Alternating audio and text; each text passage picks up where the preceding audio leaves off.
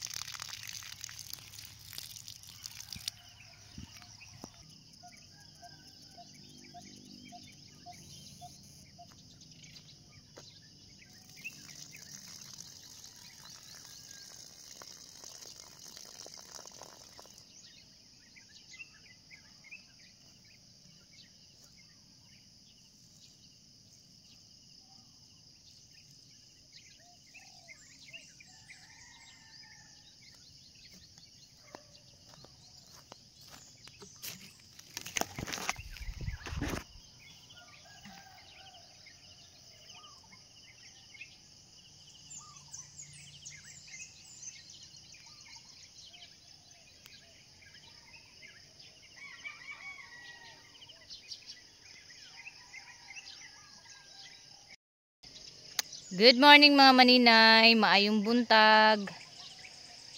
So sayo ko nandilig ng mulberry. Di pala basta-basta mga maninay na maglagay ng mga logo sa sticker label. Kailangan palang ma-verify, i-verify yung sticker logo sa DTI. Kailangan pa pala itong ipasa sa DTI at i-briefing ka doon kung ano yung mga dapat ilagay, kung tama na ba yung nakalagay sa logo. So tinanggal ko muna yung DTI kasi kahit pala naka-registered na ako sa DTI, kailangan pa palang ma-briefing about sa sticker kung tama na ba yung nailagay or may idagdag pa ba or wala na. Kaya tinanggal ko muna yung logo ng DTI at halal. Kasi hindi pala tayo pwede maglagay hanggat hindi pa na-verify or na briefing yung ating sticker. So maaga ako ngayon dahil nag-aantay na yung aking mumolding. Kaya maaga akong nagdilig ng halaman.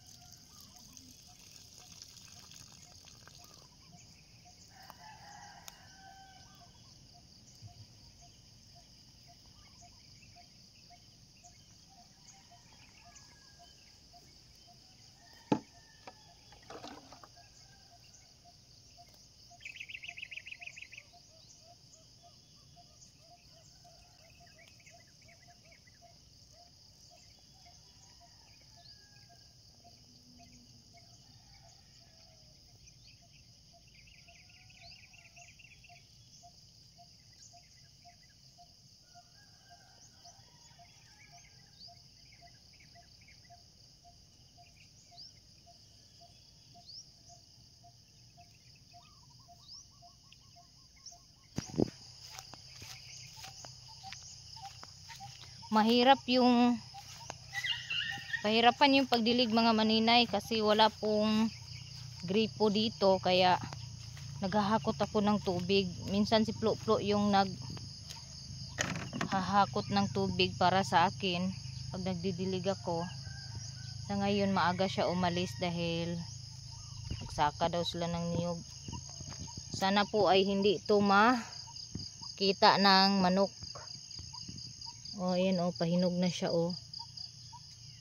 Yan. Giapas na ko sa akong estudyante guys. Uga na? Giplansa ni tito? Ha? Oh, lagi. Naa sila'y cartooning karon manang sayo kay si Katlia. Naslay editorial. Apil si Katlia, nakuha si Katlia sa cartooning.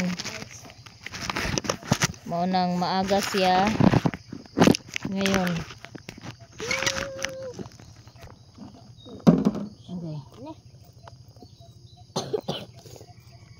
Na daw bi, wa man di ada ni sinsiyo.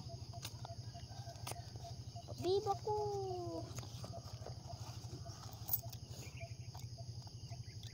Pasinsiyo dito ni nanay. Nay patay. Patay.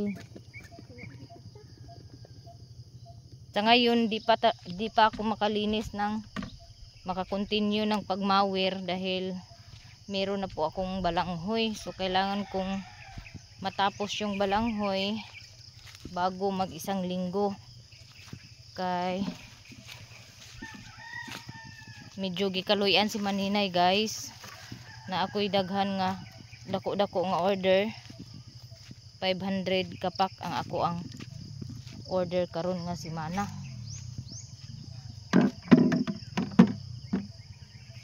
Ano ka ni pala ani? Nalimtan siguro ni kuya ang pala. Pergamito na niya.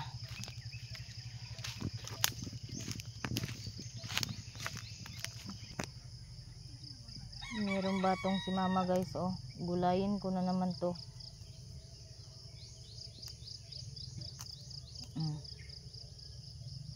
Ako yung taga-harvest ng batong ni mama. Kasi konti lang kasi yung batong ni mama ngayon. Hindi siya makabaligya nito.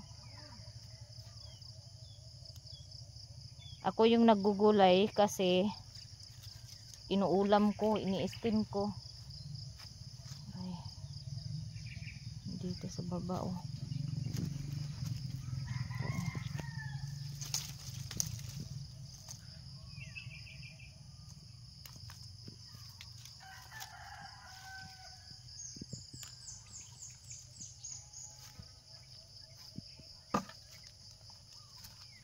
Dito. Yung sitaw ni Angging, iba din yung ano niya. Iba din yung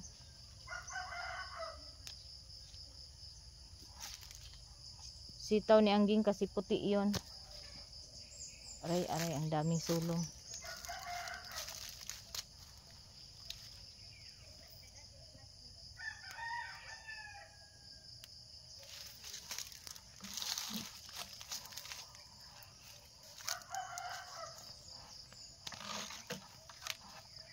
Okay.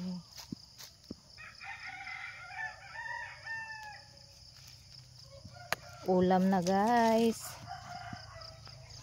Yung gulay ni mama is sitaw. Meron din siyang tinanim na Chinese tangkong andun oh. Maliit pa lang.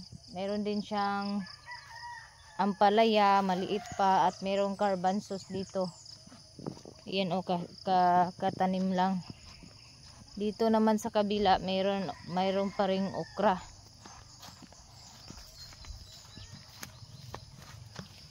Mayroong okra. Pag-harvest ako ng okra. Gusto ko presko. Gusto ko kilawin.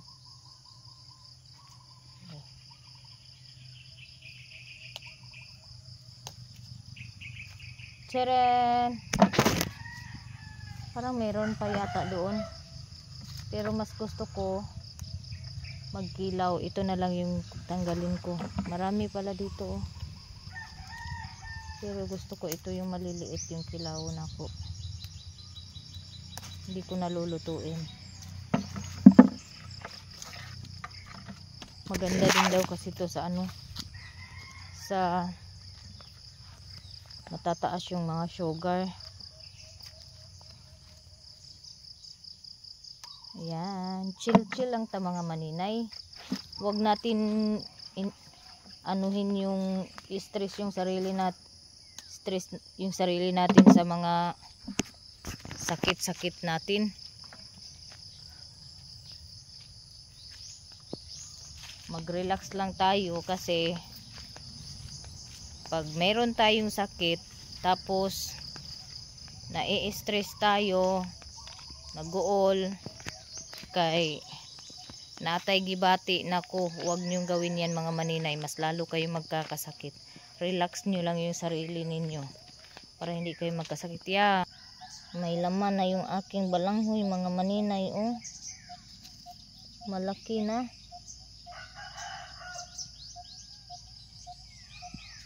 Sana po ay okay yung unod nito. Sana hindi pareha nung dati na puro kahoy ba.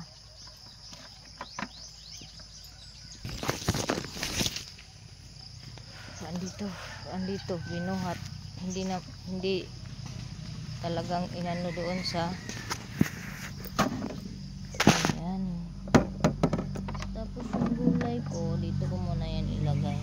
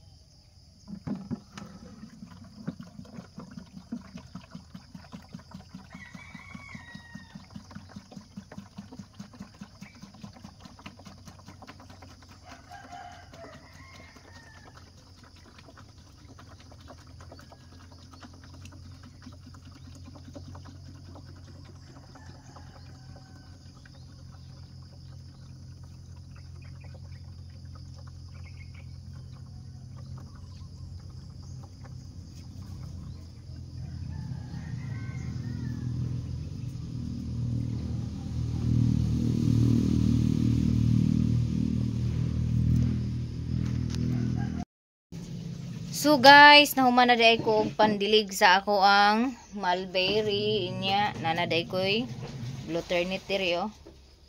Init pa maday kayo. Kapit mapaso ang akong dila. So kay human naman si maninay og pandilig ng mulberry. Dire na pud tao mga maninay, lami kay ang nangka pero sao na lang, kutob na lang tas pagtan-aw og tilaw sa tulo ka buok. Kay bawal man jud ang tamis. O naa oh. Sila mama pag anti iba dani ang nagkaon. Oh, sa mga gusto magkaon diag nangka. Nya lukton ni siya mga ninay, ambot unsay Tagalog sa lukton mga maninay, kanang humok bitaw kaysa nga tanan nga nangka mga maninay. Magkaon ko pero mga 3-4 ka piraso ang akong kaunon. Di ta magpalabi. Kagahapon nang ano ako nang nangka, nanuktok, wala may hinog. Siguro kagabi pa ni siya na hinog kay insakto, tama lang siya kainin mga maninay dahil hindi siya sobrang lambot. Oh. Tamis. So mga tatlo, matamis na maasim. Masarap talaga siya.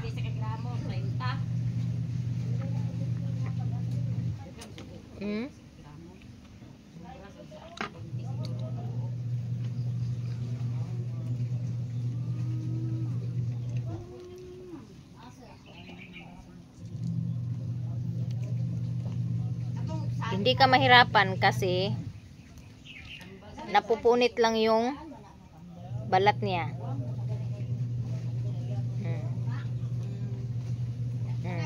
Tama na to mga maninay.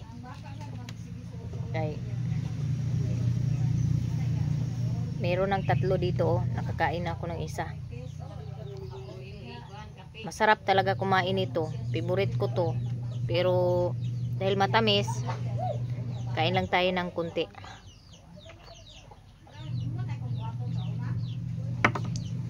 Nangangati kasi ako pag kumain ako ng matamis.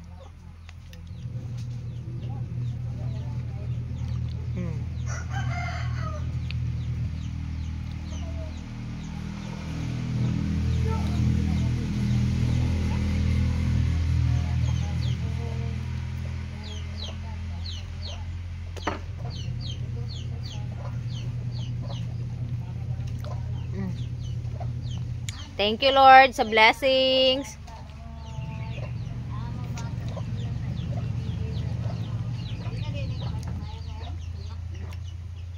Hindi ko pa alam kung anong oras yung seminar ng DTI ngayon. Nagantay pa ako ng message ni Ma'am Mercy. Shout out Ma'am Mercy, linggo-linggo dya. Nandun si Papa. Yan yung pwesto ni Papa pag hindi siya nanonood ng TV.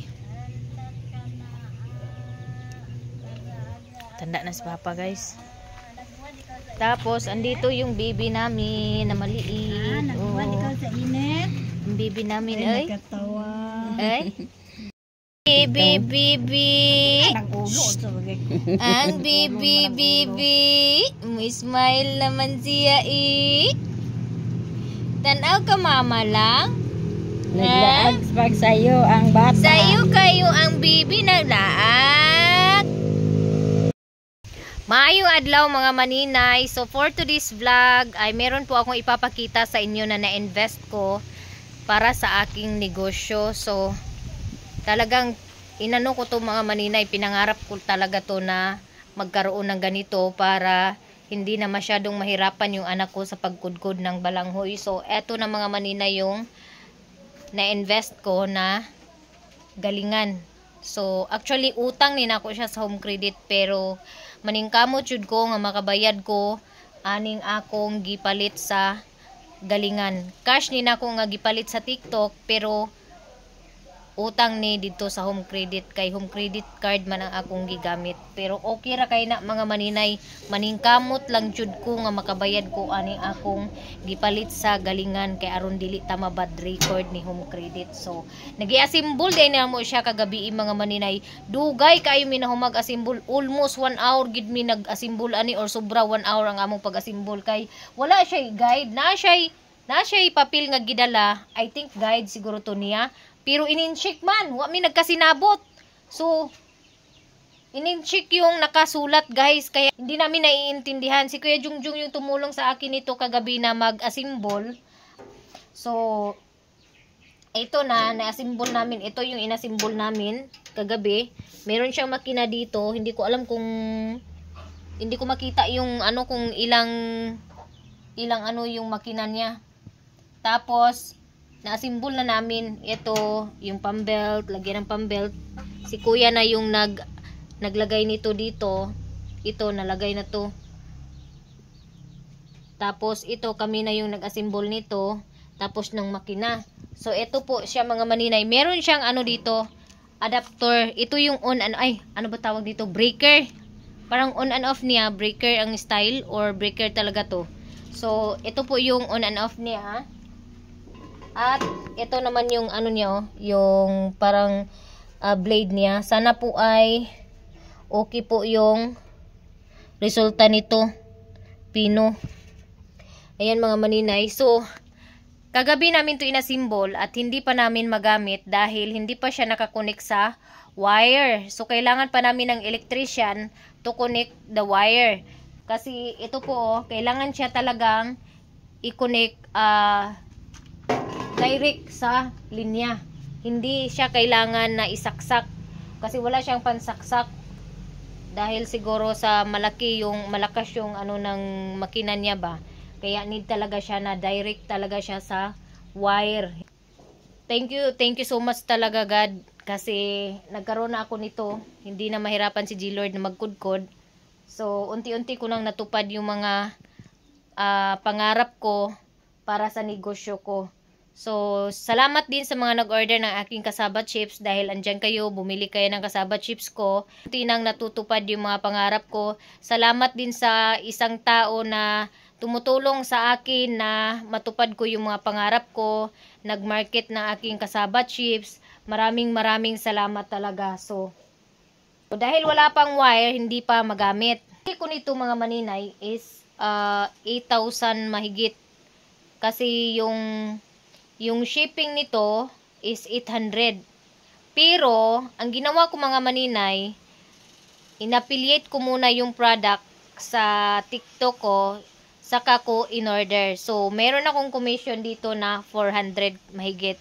So malaki-laki din yung commission ko dito. Kaya nagpapasalamat ako na naka-affiliate ako sa TikTok dahil kung ano man yung gusto kong bilhin sa TikTok ay meron akong commission. Kasi ina-affiliate ko talaga yung product. Kung may gusto akong bilhin na product sa TikTok, ina-affiliate ko muna ito sa aking TikTok bago ko ino-order para naman makakuha ako ng commission. Kaya laking pasasalamat ko din na na-affiliate ko yung TikTok. Payo ko sa inyo sa mga mama dyan na walang masyadong ginagawa, hindi busy, pwede kayong, kung meron kayong TikTok, i-affiliate nyo yung TikTok nyo, i-affiliate nyo para magka-income din kayo, magkaroon kayo ng commission. Hindi man kalakihan yung mga commission ko, at least 2-3 araw meron akong 200 pesos na nakukuha sa TikTok.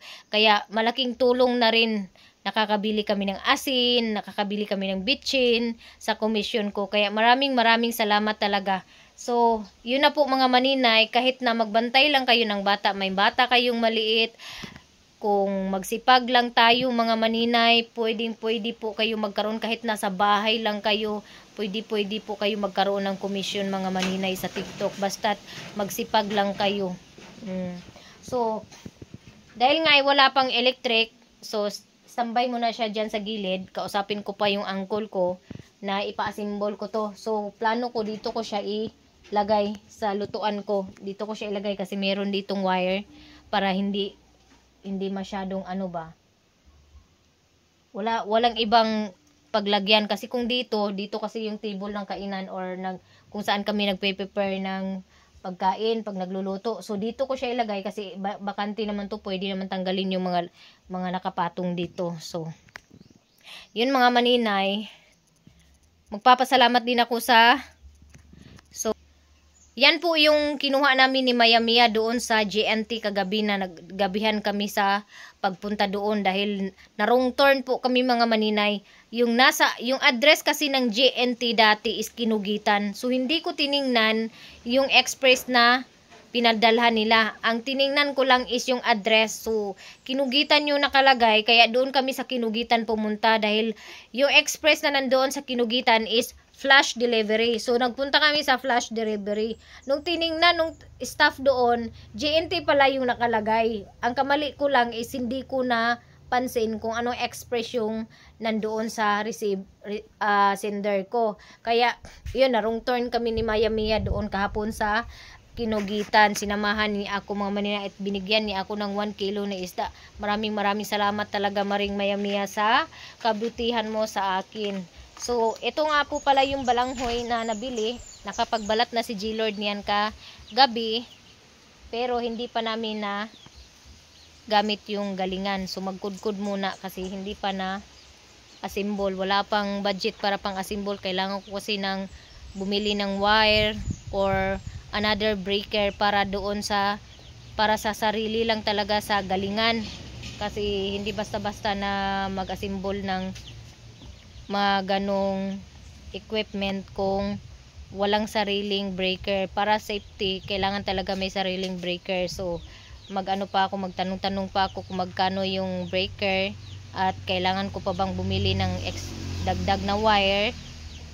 So, puntahan ko si Uncle mamaya para patingnan yung galingan ko kung kaya niyang i-assemble yan at kaya niyang i-ano sa wire. Kaya maraming salamat talaga sa inyo mga maninay sa walang sawang pagsuporta ng aking YouTube channel. Kahit na maliit lang yung viewers ko, nakakapagsahod din ako. Tiyaga lang talaga at kugi para mag-upload. So kung 500 down yung views mo, tiyagaan mo lang na mag-upload 2 beses sa isang araw, makakasahod ka sa isang buwan. Kasi ginawa ko na yan mga maninay. Nung last month, talagang 2 beses ako mag-upload ng video. Kaso ngayon, pahirapan pag ng video niya. Medyo busy ako, nagluto ako. Pag meron kasi akong balanghoy, hindi na ako makapunta-punta kung saan-saan. Kasi yung iniisip ko, matatapos ko agad yung pag-molding, makapagpatuyo ako agad. Pagkatapos, pag nagluto na naman, nasa pagluluto lang din ako, pagpapaking, ganun lang yung routine ko mga maninay. pag wala akong balanghoy, yan kung saan-saan ako makaabot niyan, saan-saan ako makapunta, marami akong content. Pero pag meron akong balanghoy, talagang dito lang talaga yung mukha ko yung puwet ko nasa upuan lang talaga mga maninay, lalo na pag may kinudkod. Hanggat hindi yan natatapos, nandyan lang yung puwet ko at yung mukha ko sa lamisa. Kaya tiyaga-tiyaga lang talaga. Kasi kailangan, gusto kong may marating yung negosyo ko Kaya nagtsatsaga talaga ako sa pagmumolding, pagkudkod, pagkuha ng dahon, ganyan. Kaya maraming salamat mga maninay. Tapos yung makina guys, yung galingan, hindi pa namin nagamit dahil hindi pa na-assemble pa rin ng kuryente. Hindi pa siya na-connect ng kuryente kasi maghanap pa po ako ng electrician na marunong mag-connect nitong galingan para magamit na namin. Ayan. And thank you so much Madam Leah Crosser sa pag-order sa ako ang cassava chips. Thank you so much sa pasubra. God bless you more. Deliver ako mga maninay ng cassava chip this week. So either Monday kasi magluluto pa ako. Kaya sure Monday na po ako makakapagpadala or Tuesday. Ana lang ko makapadeliver kay ubay-ubay man pod ang nag-order sa ako ang cassava chips. Medyo marami po yung order ko ng cassava chips kaya hindi ko siya maluto na isang araw lang. So mga either Monday or Tuesday ko pa maipadala. So nag-steam na rin ako mga maninay dahil nagmumolding ako ngayon. Andito si G-Lord, wala silang klase. Kaya naghugas ng plato.